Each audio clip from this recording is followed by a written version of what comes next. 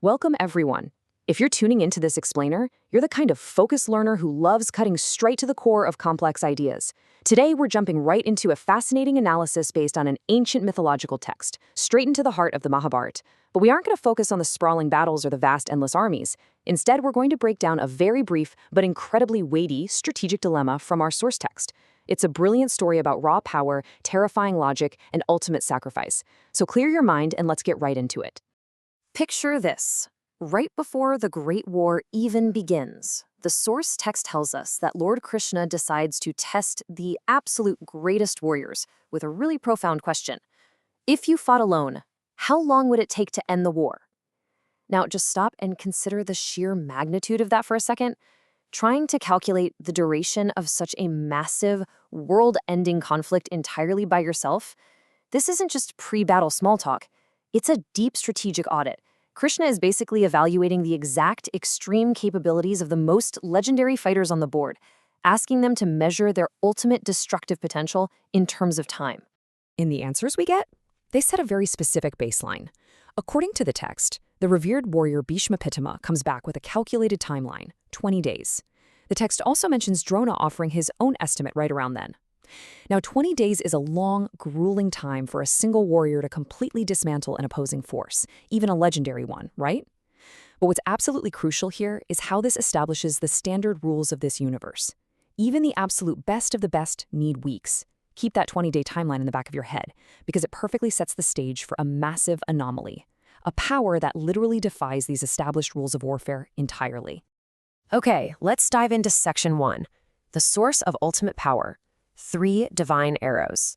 So while everyone else is out here calculating campaigns in terms of weeks and months, we are introduced to a warrior named Barbarika. And Barbarika operates on an entirely different level. His number? 3. That's it. Just the number 3. Our source material is incredibly specific about this. Barbarika didn't need entire quivers of arrows strapped to his back. He didn't have a massive armory or backup weapons. He possessed precisely 3 divine arrows. When you're analyzing strategy, you know that efficiency is everything, and this single number represents the terrifying absolute peak of martial efficiency. But you're probably wondering, why just 3? Well, it's because of where they came from and what they could actually do. These definitely weren't your run-of-the-mill weapons. The text explicitly points out their origin. They were obtained directly from Lord Shiva. And their capability? The text asserts that their power was so fierce, so tremendous, that they could bring about the end of the entire war. Instantly, single-handedly. Think back to Bhishma's 20 days. Barbarika doesn't need days. He just needs his 3 divine arrows.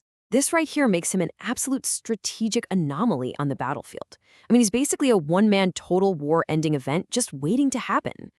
Which brings us to Section 2, the Matrix glitch, the dangerous vow.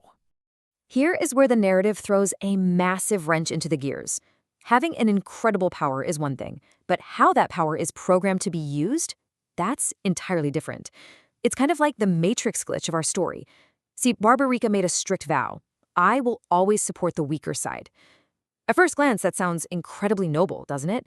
The quintessential hero protecting the underdog. But as focused learners, I want you to look at this strictly from a strategic perspective. This vow is actually a deadly trap. Think about how this algorithm literally plays out. Barbarika joins the weaker army. Because he possesses this ultimate instant win power, he immediately starts devastating the stronger army. Very quickly, that stronger army suffers so many losses that they become the weaker side. So what must Barbarika do? By his own absolute vow, he has to switch sides. Then he starts destroying his former allies until they become the weaker side again. And he switches again. It is a fatal, unending loop. And this brilliantly illustrates exactly why the text states this vow deeply, deeply worried Lord Krishna. It wasn't just that Barbarika might fight for the enemy. It was that Barbarika's vow, combined with his ultimate power, guaranteed that everyone would die. He is literally an unsolvable puzzle on the battlefield.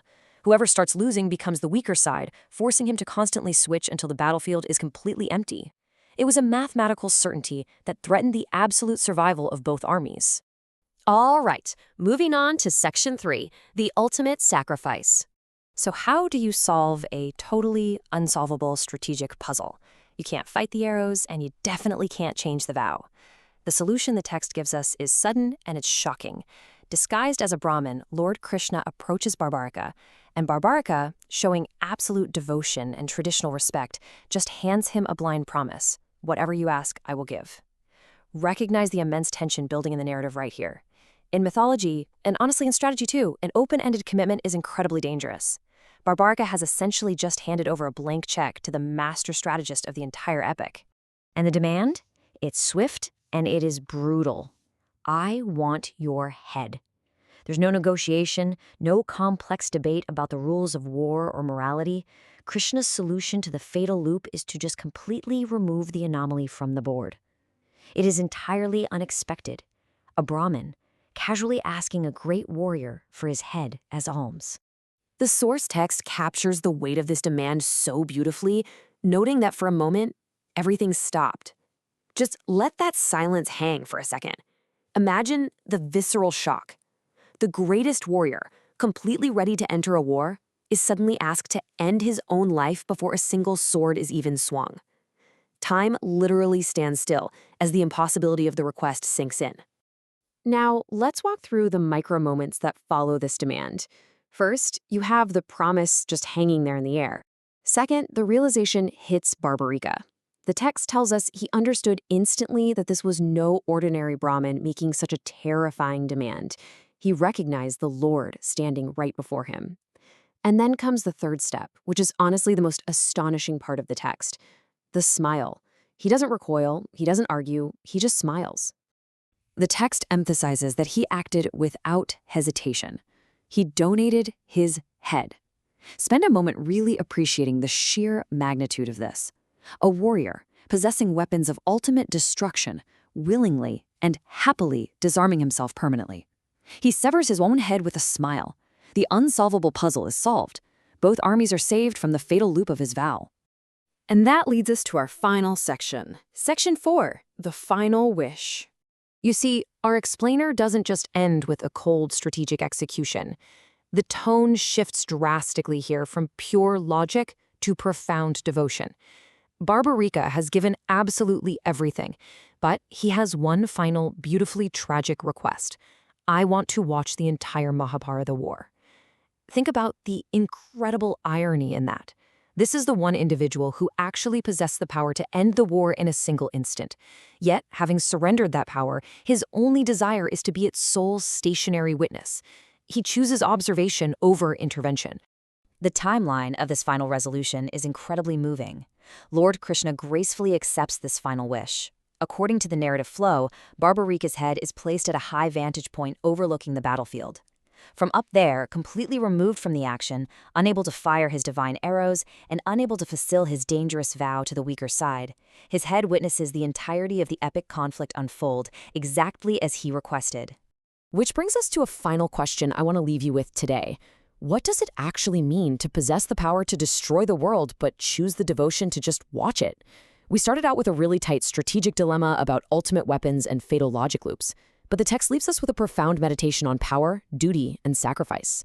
Barbarika had the capability to be the ultimate destroyer, but he became the ultimate observer instead. I really hope this look at the source material has given you a clear, deep understanding of this fascinating narrative. Think on that final question, and as always, keep learning.